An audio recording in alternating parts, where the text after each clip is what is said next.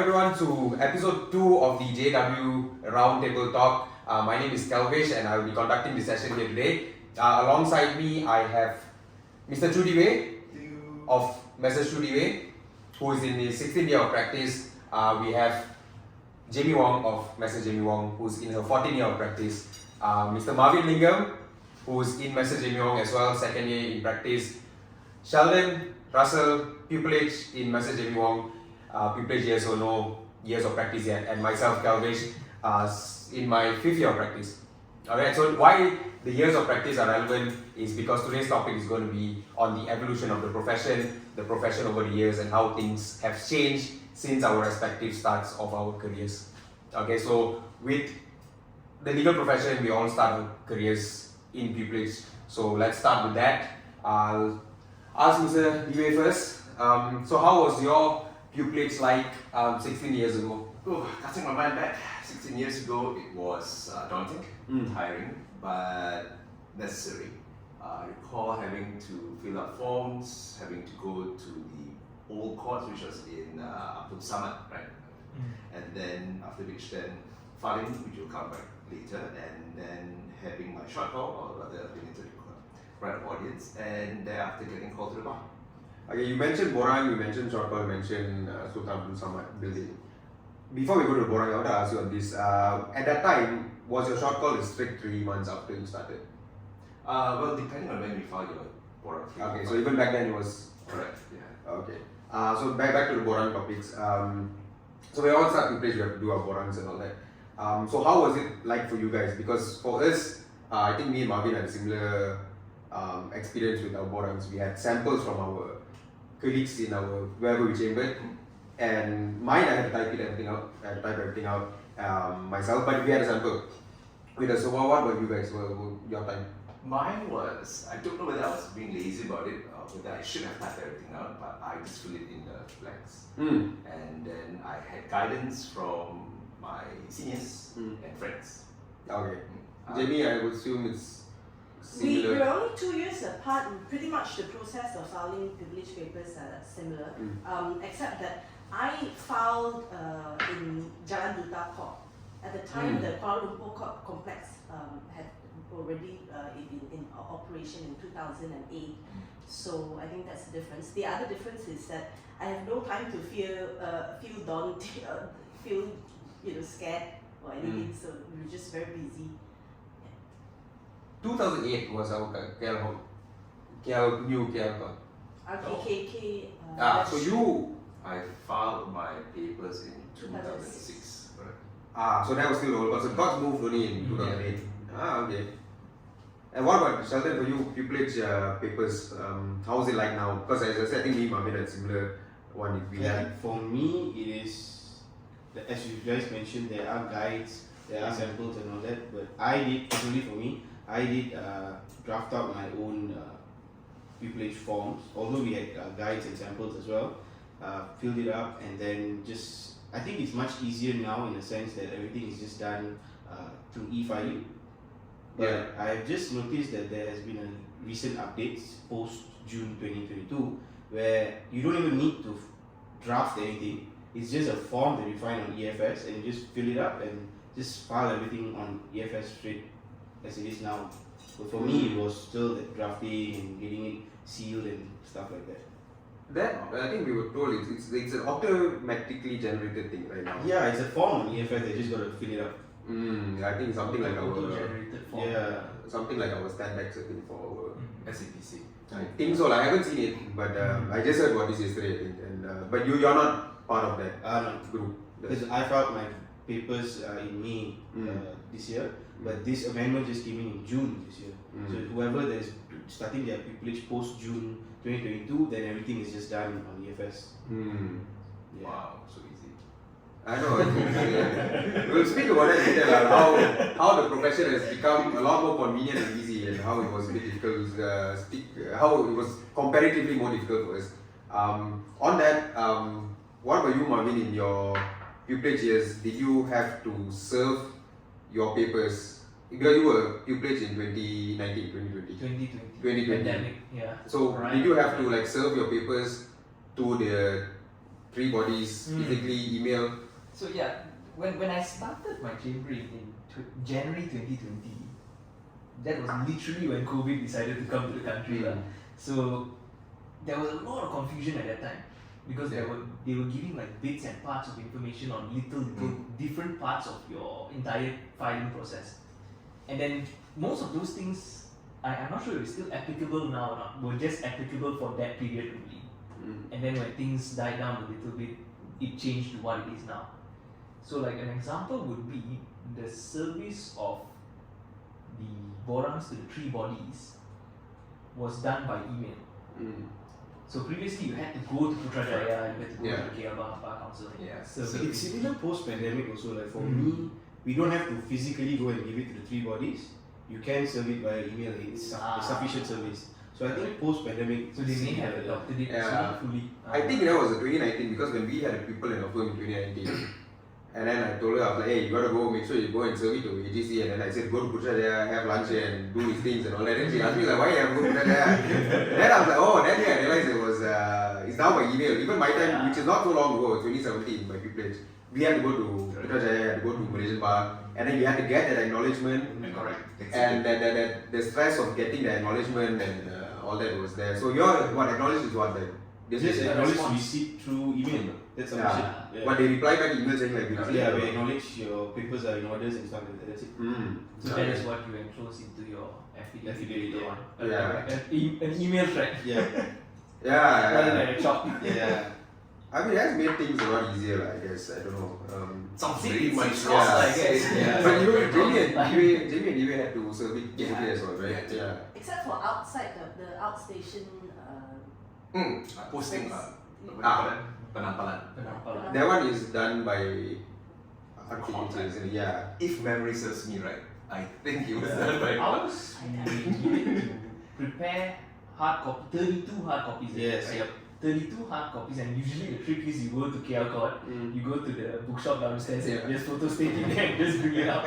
Then you serve it to the RKKK and they will go and give it to the individual courts around the country for them to put it up. I see. That's So That's in order for me also. you have to keep the hard copies. 32 copies. Copies. I mean, I didn't go down to the bookshop and photo stat. I had to prepare it because I was quite scared something. Bookshop closed. So like privilege papers I tell you is actually such a big stress in privilege. Yeah. Yes, even though now of course as lawyers you look at it like it's not a big deal, but at that time right, you're just so scared of everything, something messing up. Like, you said this, you don't know how to do that. Right? So that is RKKK. What was the new thing that came up with RKKK? I heard you don't have to. Was it you don't have to give? You don't have to be there physically or something. You don't have to, if I'm not mistaken, you don't have to give that 32 copies to the RKKK anymore because everything is just done now through EFS. If I'm not mistaken. So it's like post that new amendment that it's just everything is just done on EFS. It's quite interesting. I think the privilege things was if in 16 year of practice and 14 year of practice associates. I mean lawyers in those years, it was the same up to 2017 for me. We had to do the same thing. How about your short call, the short call period? Were you all needed to attend physically? Oh, that Or yours is pandemic? Then not. Oh, mine I had to go physically. We had to go and check in. Ours was check the board. table.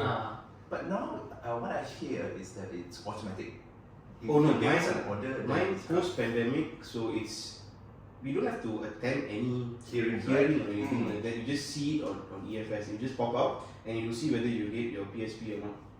Yeah, again similar. Like just that we had to go to the courts to check jadwal. I mean the table whether it's PSP and all that. Someone It's different for us. ours We is have like to an be actual hearing. accompanied by an associate Correct. to move for The a short application. call. Correct.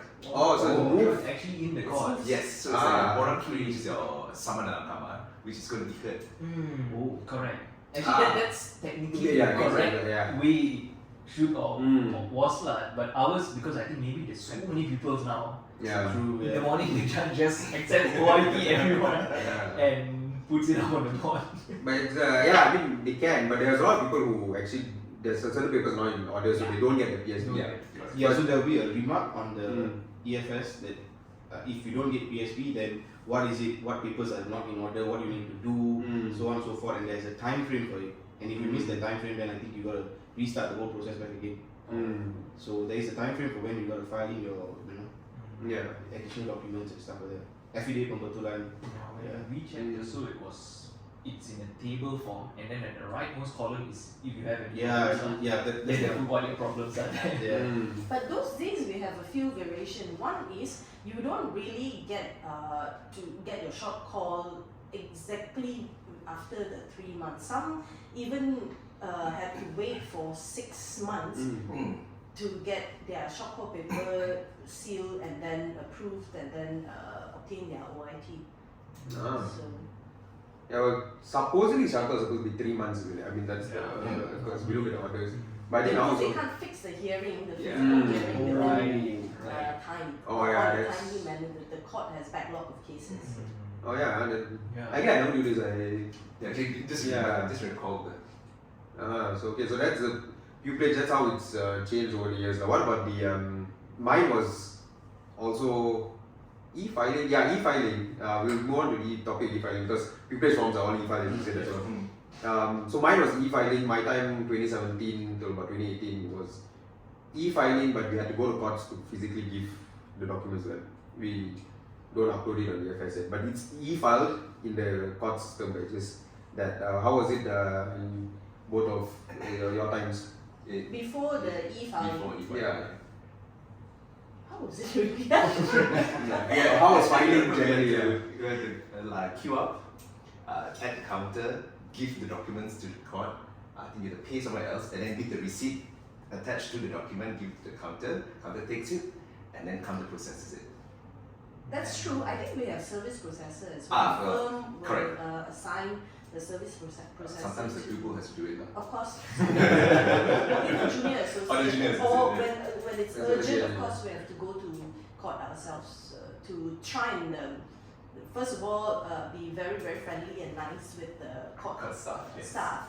And see whether they will attend to you. And number two, whether they will seal your urgent application very quickly, or these are all depending on the situation and circumstances.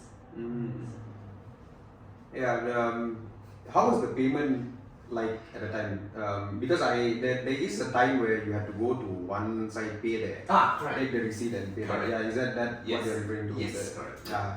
And the receipt is like a white small thing, and then clip it or attach it to the document. I think it was somewhere around 2018 where they came up with the barcode scanners. Yes. And the card machines. And they let us do it ourselves. It was such a big help because all you have to do is scan the barcode and then go to the debit card machine and pay it. Because at one point you had to pay the cash. That was when I first started preparing. I don't know whether it was debit cards were not a thing yet or just that. You don't get change, Yeah.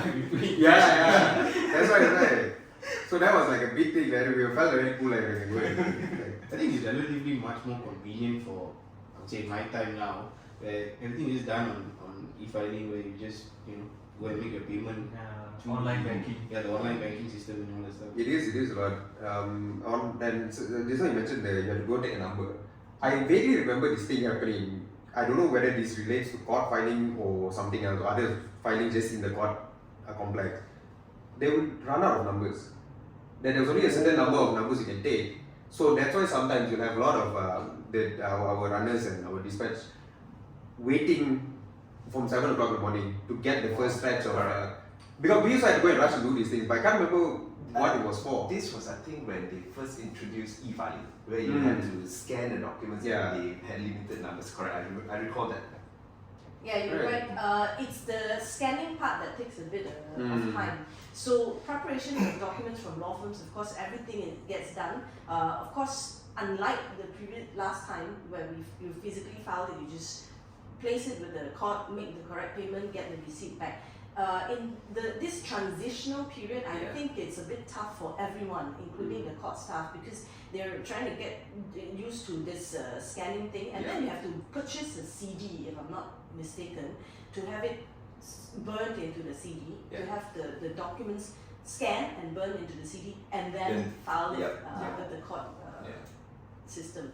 Okay, so back to the limited numbers, the queue numbers. Yeah, so how was it like back in your days? Because I remember vaguely it having limited numbers. So what happens if in the event that you have filing due that day? You have to be there early. I I guess. get it, okay. Did they all have face any of these problems back in your years of practice? Yes, that's why if we foresee something had to be filed on this certain date, we go 2 days. Yeah, ahead. correct. Mm. We give 1 day usually. Buffer. Yeah, so you prepare everything the day before. Okay, so contrast it to our lives now. It's like Yeah, 11:59. yeah. We have, and it's still. In fact, the courts accept it that way because I think like you file records of appeal or memorandums of appeal. You file at 11:50. They accept it as that day. So The first draft will be done by 8 o'clock. yeah. The second draft will be done at 9. Yeah. Approved it. And approval at 10. And we file it at 11. Yeah. So I guess that is why with the number system, that's why the rules of court has a 4:30 p.m. Yeah. End of the day right, business. But now I guess it's been pushed to 11:59. So yeah, so that's the benefit of e-filing, I guess. That has, It's beautiful. It is. yeah. One thing, it gives us more time. And secondly, also if you look at the drawback of it, it's actually that we're going to be busier until 11:59. But I don't know. For me, I really don't like the late night filings. So we always try to still practice the. When the sun is still up. Yeah, try to. Yep. But because they are also still, of course, and this is all due respect to them. I think there are some lawyers who still take objections to your filing so late and all that. But of course, within the rights. But we'll see how the court takes that. Alright, so now we'll move on to the next part of this, which is case management. Alright, so case management I think has a big change since definitely since your time. Even from my time, from 2017 now, there's been a big change. So how was CMs during Jamie and Dee Wei's time? In the sense of like, was it fixed like a few in a day, physical, and how was it like? Jim, you understand? Yeah, I used to attend case management on a daily basis. Sometimes in one morning you have 2 or 3, so you have to juggle and carry all the files with you. Hopefully it's all in one same court location in a sense. Otherwise you will have to try and stand down the matter or call up the court registrar or the court interpreter to say that you're in KL court, and then you have to go to Shah Alam, or you go to Shah Alam first, come back to KL court because it's nearer to your office. So yes, on a daily basis we attend case management. So that's basically how we start if you don't get into the office before the case management. So that's how we handle it. Yeah. So, for example, what about outstation CMs? It was physical as well. You travel all the way there for just a simple case management, which could last anything between half an hour, 1 hour. Yeah. But the worst is always 5 minutes. Then you drive. It takes longer to go into the court and coming back than the actual case management itself. Yeah. Yeah, I think case management has really changed because I was in between the change because I started my first in 2018 when they started the e-reviews, but I was only in the appellate courts. But now they started in every other court. But I was down to the pandemic has pushed every other court. For you, Marveyn, was what you were. I guess you were in the e-review time of CMs already. Technically both, because at the start of my pupil age, it was still going on for physical CMs. So you used to go to KL court, the middle part, the cubicles, you go in and you'll have the little office of the Pedafta in there and you'll have the review in there. Or you would also have the open court CMs. But at the same time, certain matters, maybe the ones which are not so contentious case managements, it's by e-review. So at that point there was a mix. Then of course everyone knows what happened after the pandemic. Everything has been shifted online. You even have hearings sometimes by e-reviews. So like I think like probate matters, like the straightforward probate obtaining hearings, it's by e-review. And now you even have hearings by emails as well. So yeah, it's a huge change, and the main thing that I pull away from that is because I've experienced a little bit of the physical and then moving into this, is the loss of the physical interaction, not just with the pendaftar or the judge, but your morning tea sessions with your friends who also had a CM in the morning, Yeah. and you go and have coffee with them downstairs and talk about what you all did last weekend and stuff. So it's that camaraderie, I would say, that is also lost. But I don't know, I think the tea sessions are because after CM I straight away to office. But just so happened that the CM ended at like 11:30 and all that. It started at 9:30 and 11:30, just so happened. So I don't know.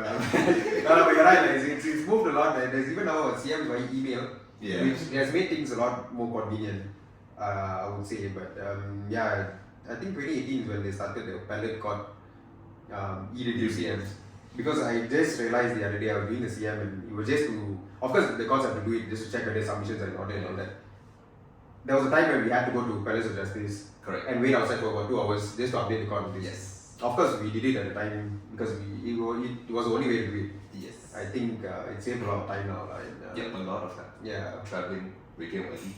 Yeah. Except that your case management may last for the whole day or even carry forward to the next day. Yeah. That's true actually. The CMs by e-review, I think certain courts, not all courts, there's always, maybe because the courts also have so many e-reviews and CMs to deal with in one day, that they may forget or miss out on one or two, and it gets slipped through the cracks, and then you have to update the court probably the next day or the next 2 days, if the next day is a public holiday, and it goes on, it goes on for a few days without a next date and without directions maybe sometimes.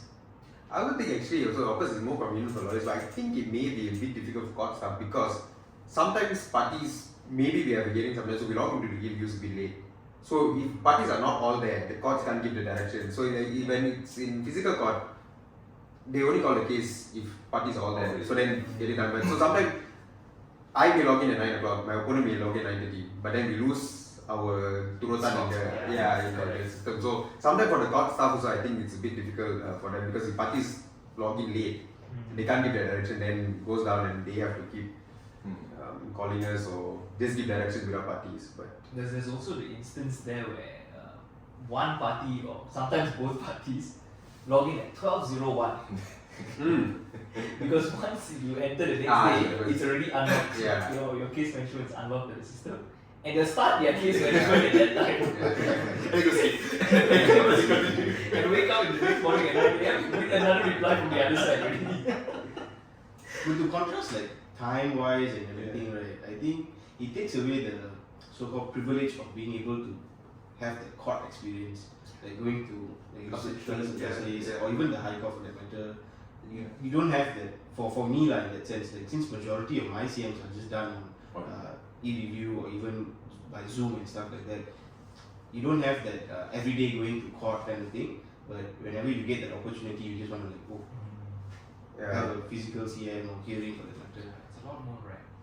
it's a different experience because I think when physical CMs or I mean KL High Court, when they haven't started the review of KL High Court, I remember I met a friend who's like, I got 4 CMs today.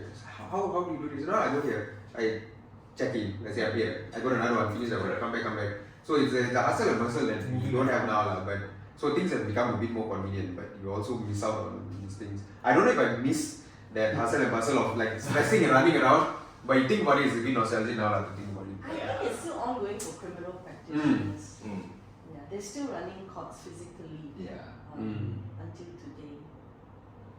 And also on the Giliran one, I don't know how was it your time. I think certain courts still do this. Is the CMS the one the blue color blue machine. Yeah. So did that have was it around? Like, when did it come around roughly? You know. Well, I was privileged or fortunate to have where you had to write your name there on paper, or then you transition to the blue machine and you key in your case of the There was this button there that said that they will notify you via SMS. I was very happy then. So you could go to the cafe and then you get a notification that it's back up. Somehow along the way it just went missing. It's not working anymore.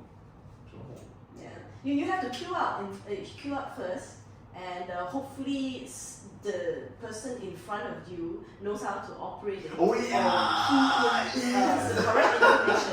Somehow a lot of data or whatever got lost in Yeah. the transition.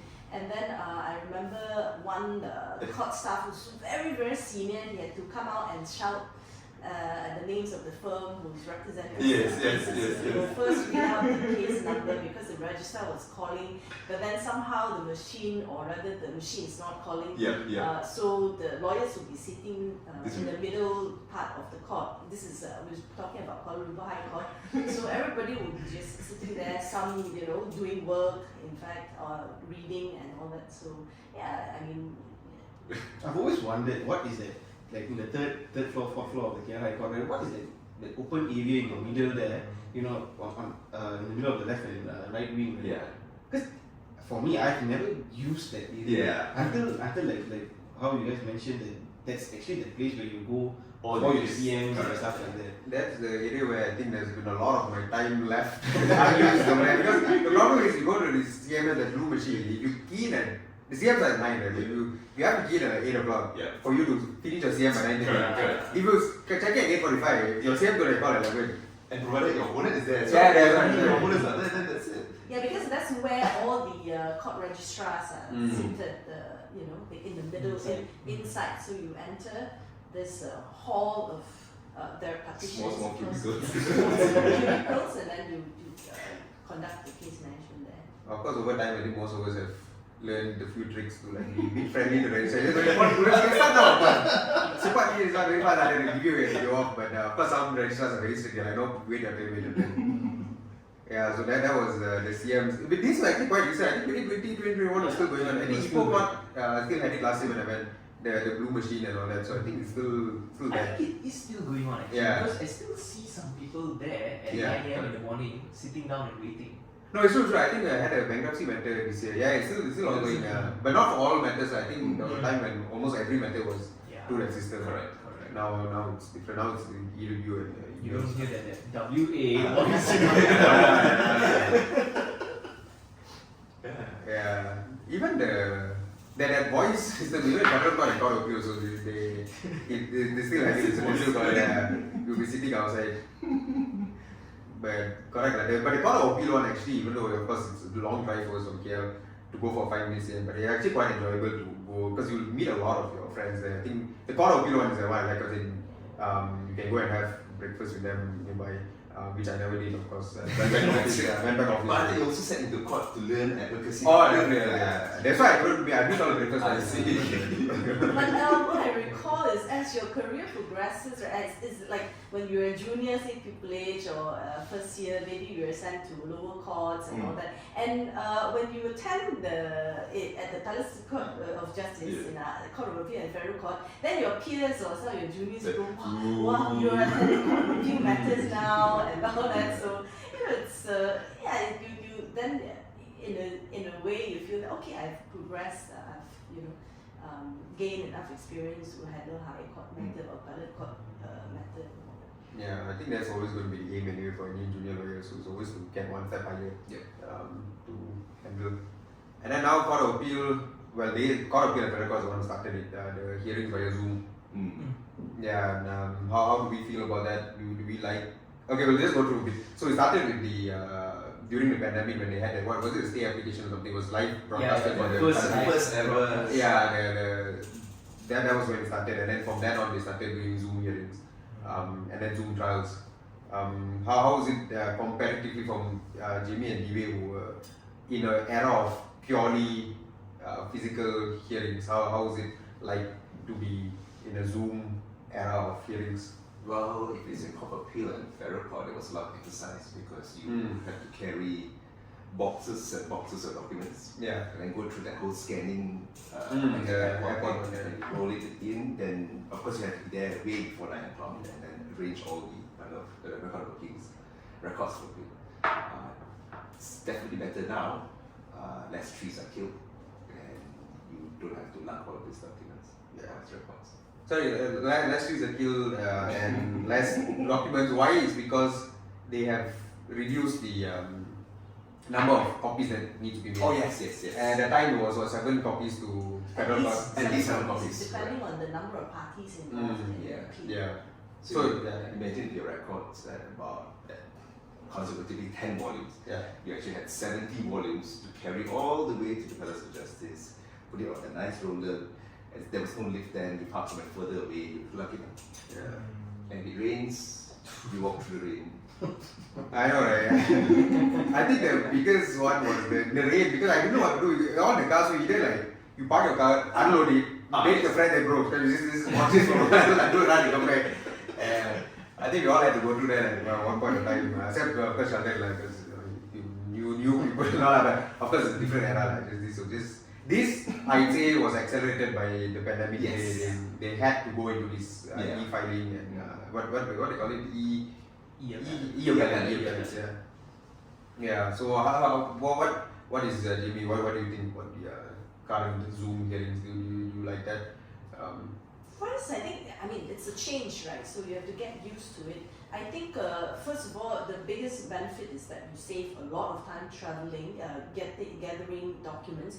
Nowadays, we can conduct a hearing and refer to documents electronically on your computer itself or your laptop. So that's one. The only thing is that you don't get the tradition of appearing in court, presenting even your advocacy skill kind of shifted a bit, changed a bit in terms of styles, the pattern, what you have to look out for, your focus, and so on and so forth. I think the delivery is slightly different now. Back in our days, we appear in court, not only that your whole body language will be taken into account when you're addressing the judge. Now, I think as long as you're within the camera and you've got some really nice camera, the richer you are, the better the quality of your camera, and it's more appealing on the Zoom hearing. And internet. Yes. The internet, I mean, it's getting cheaper and cheaper nowadays. I mean, when I was subscribing to it, let's say for example, it costs you 200 ringgit for 20 Mbps. Now you can get 100 Mbps for lesser amount of cost. So I think there's no excuse for law firms to also try and invest in technology and conduct a proper Zoom hearing, especially when the judges are also overwhelmed by all these hearings, because now we can squeeze so many hearings in one day. Yeah, but it's true, because prior to that, if you go to the federal court of appeal, it's very scary. Yeah, and it's long. I think it's a lot of cases, and you don't know what time the case will be called. Now with Zoom, sometimes they try to limit it. Okay, this is your time. This is your time. Court of appeal and the federal court especially very scary in the sense, especially when you're a junior. First of all the senior counsel who had to wait for their case to be called after yours will be hearing you, number one, judging you, quietly, silence, and then the panel of judges, you have either 3 or 5, especially or 7 even, or even 7. So you gotta be able to think on your feet and learn the hard way, I would say. And you're standing rather than sitting. Correct, and you're standing. In fact, in the beginning of the time, in the earlier years when we're starting to do it ourselves in the appellate court, you feel yourself shaking sometimes. But of course, as you practice, it gets better. So it takes away the awe feeling of being in the federal court and the court of appeal now that it's done via Zoom, right? And the chairs are quite large and it sinks. So you sit there and you sing even lower and the whole doesn't scare. I of course, before Zoom hearing, I was junior counsel or junior lawyer at the time. So of course for me, the fear of the junior lawyer is also very scary. I'm not going to submit, but you have to make sure that everything's right. Yesterday we were talking about this, so you have to go to the front and make sure there's a computer there, where you key in your names, you make sure you get the counsel, everybody's name right. In capital. Actually, but you think about it, it's such a straightforward exercise, but it's because of the ambience of the how federal court is, right? It just brings so much anxiety to you, and you try your best to be as quiet as possible. But it's still fun, right? Once it's done.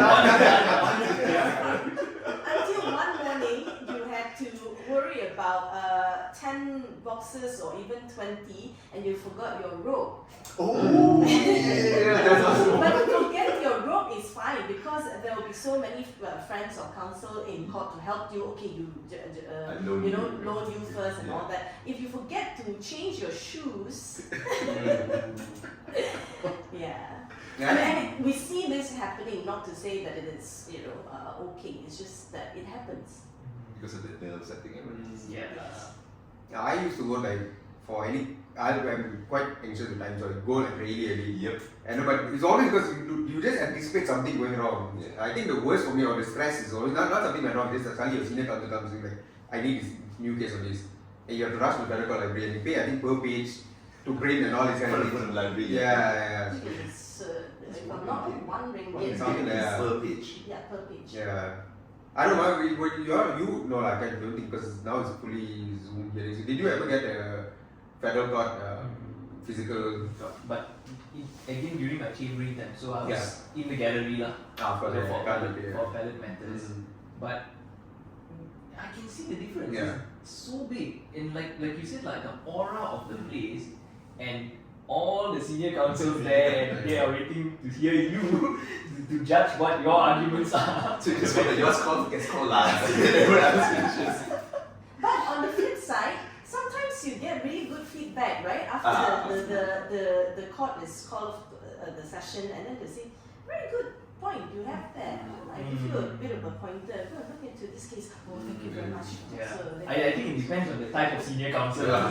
So yes, certain senior counsels are very nice. They will tell you, oh, did you think about this? So then you can go back and think about it. So, Yeah. but it's nice. Appellate matters, of course, different because it's a hearing. But I don't agree with trials. Trials by Zoom now because the judge is at a loss. I feel the judge is at a loss because the demeanor of a witness and the demeanor of counsel cannot, or rather, it's tougher for them to take that into account over a Zoom hearing. And there is also the other part of it that the witness is not so shaken sitting behind a camera as opposed to sitting in a court full of people with guests sitting right there watching them also. So that part of it is lost, I feel, in terms of trials. But hearings, I think it's fantastic because it expedites the whole process. I come from both sides. I mean, I'm a junior counsel now, but transition to this Zoom hearings and all. I be one that prefers the Zoom hearing because I feel more comfortable in front of a computer doing the hearings. Because I just had a method the other day and in physical court, I just realized how much the difference is doing it physically. Of course, it comes with its thrills as well doing it physically, but I think I'm a lot more at ease and calm in front of a Zoom hearing in front of a computer. And nowadays also there's some courts where they have something like a hybrid kind of thing where you attend physically, but instead when you refer to documents, there's now a TV there. So you still screen share it in court and so on. But I think in terms of like the physical appearance in court, right, that is, I would say, missed a lot now in current times, is that it helps improve your advocacy skill, right? But like now, if everything is just done via Zoom, it will be a bit difficult to gauge your advocacy skill in a sense. I say it's a different skill set that comes. It's slightly different. It's almost the same. It's just that it's just slightly different, I think. I think the delivery is still there, right? But if planning physically, you have more things to consider. Yeah, like how you mentioned, it's not like your whole body language.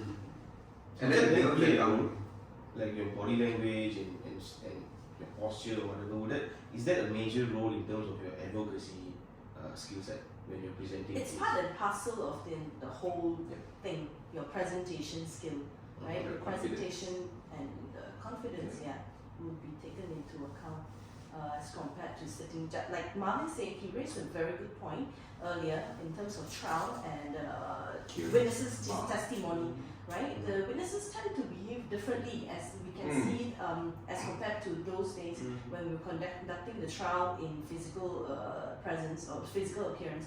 The witness sitting in the witness box, I think the witness is more careful in what they say. Now we come across witnesses who will have no fear at all, even if they are telling the truth, they are not sure what they're saying, they think they can get away with it. Yeah. You know, A bit more relaxed lah.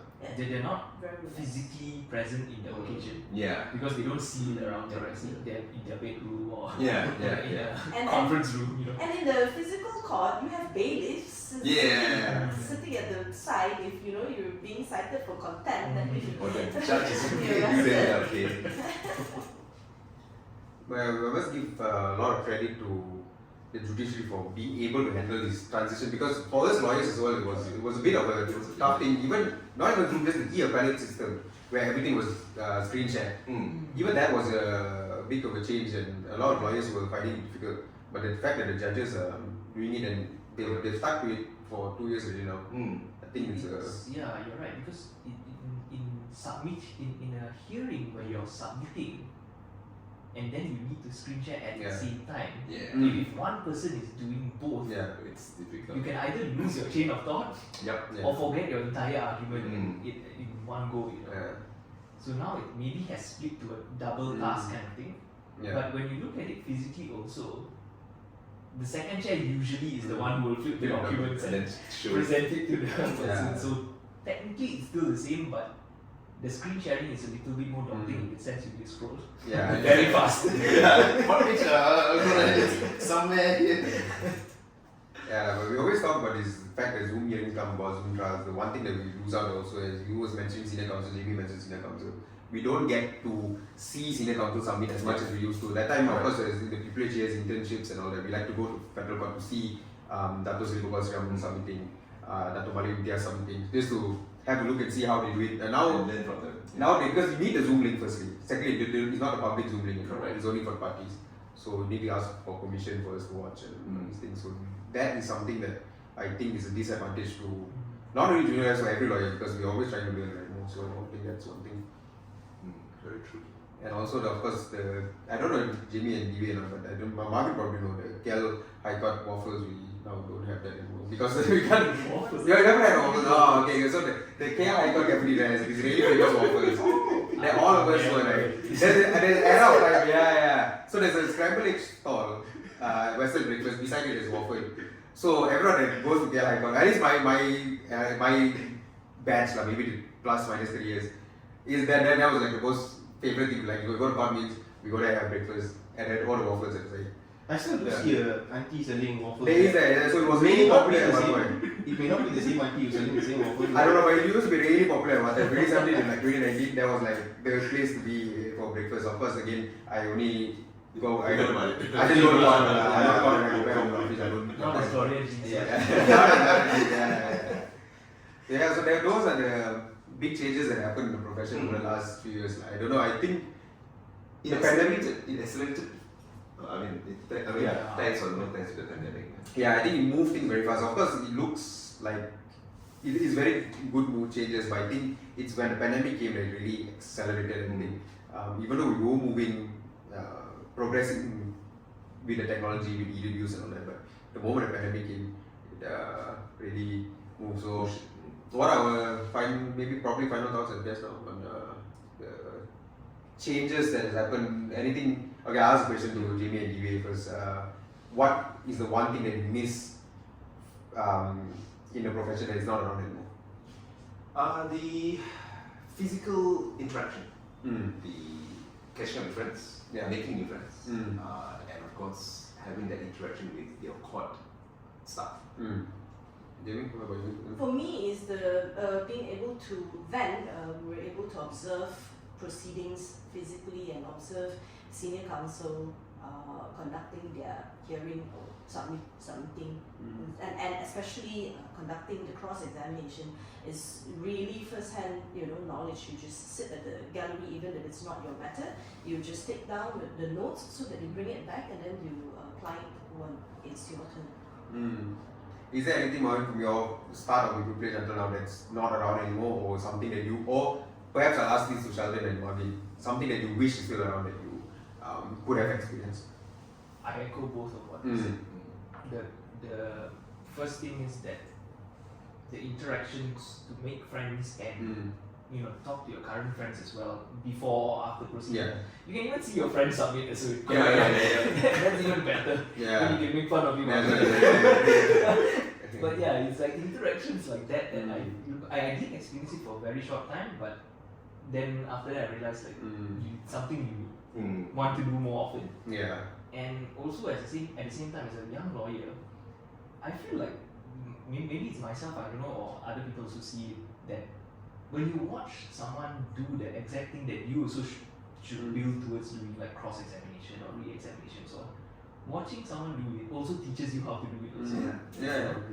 So that part of it is missing also for a young lawyer, I feel. And you maybe now, like you said, you can ask for permission, but courts most of the time don't allow it. So it's that both of these two things are huge. What about you, Sheldon? Is there something that you wish that's still around that you could have? Similar to what everyone said about learning from your seniors, but the other one is in terms of that I mentioned earlier, that awe feeling of being able to go to court. Especially super fresh like myself. All you want to do is just be in that ambiance. And especially if like federal court or in the Palace of Justice, right? So I think that is what is, I wouldn't say lacking. You do have the opportunity to go to court still, but it's not as frequent. It gives you a feeling of being a real advocate, Yeah. a real lawyer. Because growing up in law school, you like, okay, my aim is to when I'm a lawyer, just appear in court, do this, do that, and stuff like that. But then now you still do it. It's just via e-review now. Most of the time, you still get the opportunity to go to court. But I think that is what is You wish there was more of it. And then with that, having being able to go to court physically, you get to do what everyone else just mentioned just now as well. But also, it's not all doom and gloom, I would say. There are also positives. There's also positives, like the filing. Yes. The filing. I don't want to be like I in the ring, know. And the time saving. The time saving, the cost savings, and also the travel. You have court at 9. You gotta wake up at like 7 or 6 o'clock, depending on the location of the court. And travel there. By the time you reach there, already you're tired of the long drive. Let's say it's outstation and stuff. And then you have to prepare to submit. And so on. So now you can even do an e-review from bed. If you wake up at 8:59, you can do it start at 9. You all don't do it. Theoretically, yes. Theoretically, yes. Practically, no. I'm always I'm always in full court attire, even though in the office. If you're asking me about what I miss, I think it's the same thing, because 2017, 2018, when I was still around before the pandemic, 2019. So that's the thing, because you get to meet your friends, you get to experience the physical part of going to court, which comes with its anxieties and stresses, but it's also quite fun. And for me, of course, Jamie will definitely know that I always wanted, my main thing is advocacy. I always want to be a good advocate. So of course, going to courts, I think it's a different skill in advocacy. I really enjoyed that one. But as I said just now, I quite like the Zoom hearing. So, but the feeling of going to court and submitting in physical court, carrying your counsel bag, seeing that people. anxiousness, that stress is all like a package lah. Yeah, because of course you have the anxiousness and the stress, the anxiety and the stress, but you also have the other side, which is the feeling of fulfillment and the fact that you did a good job and stuff like that. I think, of course, the world is moving, but we have to keep up with that. But these are the things that sometimes you wish could still be around. I think it still can be around. I think it's just. But what I feel a bit sad is when we get the opportunity to turn up in court physically, whilst all the counsel are waiting at the bar table and all that. I noticed this change before the pandemic, before we have this e-review and Zoom hearing and all that. Most of the counsel, whether you know each other or not before, you're friends or not, we tend to be more, we find it very comfortable and easy to speak to each other and say hi, good morning, how have you been, what are you doing and all that. After the shift, when I turn up in court, I was going to say, I went on the basis that, we get to go back to those days where we can interact and then we can catch up with friends. And I went into the courtroom with excitement, and then everybody would sit really quietly. Nobody says anything to anybody. They were just staring at their own things, doing their own things with the phone, with their laptop. Nobody talks to each other anymore. I think we should think about that and try and change it around again, because that's a whole thing, the whole tradition, the culture of advocacy, the culture of court going to keep is a good tradition. That's true actually. I think that's a very good point. We need to bring that back more. I think we've all lost ourselves in our phones and technology nowadays. With this. So even 2019 we had our phones around, but we still spoke to everybody around this. I think with the pandemic we didn't speak to anybody for 2 years. And then we come back now, the fresh reality. It's a too short of a period to shift. Hopefully over time it gets better. Because the first year lawyers who came in during the pandemic, they don't know about this interaction with God and all that. So it's something, it's different. It's not wrong for anyone, but it's just something that we wish that happened. Alright, thank you Dee Wei, Jamie, Marveyn, Sheldon. That's the end of today's session, episode 2 of the JW Roundtable Talk. You can find episode 1 on our Facebook page. It's on my Instagram, @it's Kelvesh, but you can go to Jamie Wong's Facebook page. It's there as well. The only reason it's on my Instagram is because we use my Instagram to live stream, so it's saved on my Instagram. Okay, but so this will of course be in this wherever you're watching this. You're either watching it from Facebook or Instagram. Join in for the next one. Comment if there's any other topics you want us to talk about. Comment if you want to join one of our episodes. So please, follow, share. Like, follow, subscribe. Is that what influencers say? like, follow, subscribe. Smash the like button, guys. Alright, thank you. We'll see you guys at the next episode. Alright.